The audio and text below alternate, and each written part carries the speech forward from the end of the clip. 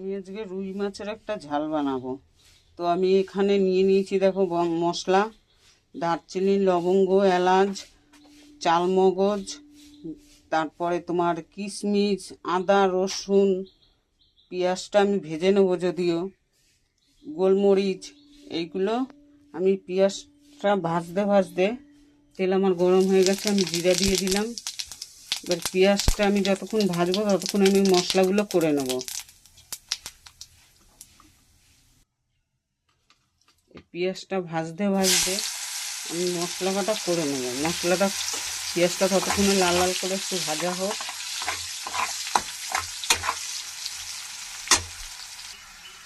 পেঁয়াজটা কিন্তু আমার ভাজা হয়ে গেছে, দেখো লাল লাল করে। এবার আমি মশলাগুলো দিয়ে দেবো। মিক্সিতে আমি মশলাগুলো করে নিলাম। এবার মশলাগুলো আমি দিয়ে দিচ্ছি এর মধ্যে। একটু বাচ্চা ধুয়ে একটুখানি জল দিয়ে দেবো ভালো করে কষানোর জন্য।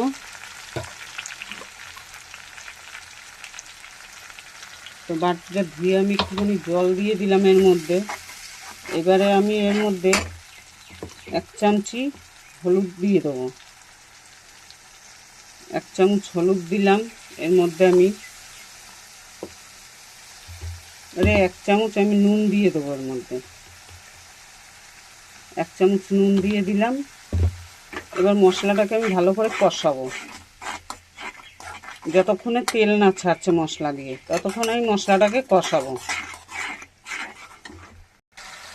মশলাটা কিন্তু আমার কষানো হয়ে গেছে, দেখো তোমরা, তেল ছেড়ে দিয়েছে মশলা দিয়ে। এবার আমি জল দিয়ে দেবো পরিমাণ মতো। দারুণ সেন্ট বেরিয়েছে, যেহেতু ওই মশলাগুলো আমি দিয়েছি, তো দারুণ একটা সেন্ট বেরিয়েছে। এবার আমি পরিমাণ মতন জল দিয়ে দিচ্ছি। জল দিয়ে যেই ফুটে উঠবে তারপরে আমি মাছগুলো দেবো এর মধ্যে। ঝোলটা কিন্তু আমার ফুটে উঠেছে, দেখো। এবার আমি এক এক করে মাছগুলো দিয়ে দেবো। মাছগুলো আমি এক এক করে দিয়ে দেবো। মাছটা ফুটে উঠলে আমি এতে কিন্তু আজকে আর গরম মশলা দেব না, যেহেতু আমি ওই সব মশলাগুলো দিয়েছি, যার জন্য আমি গরম মশলা আজকে এর মধ্যে দেব না। তো আমার মাছগুলো দেওয়া সব হয়ে গেছে। এবার ফুটে উঠলে আমি নামিয়ে দেবো।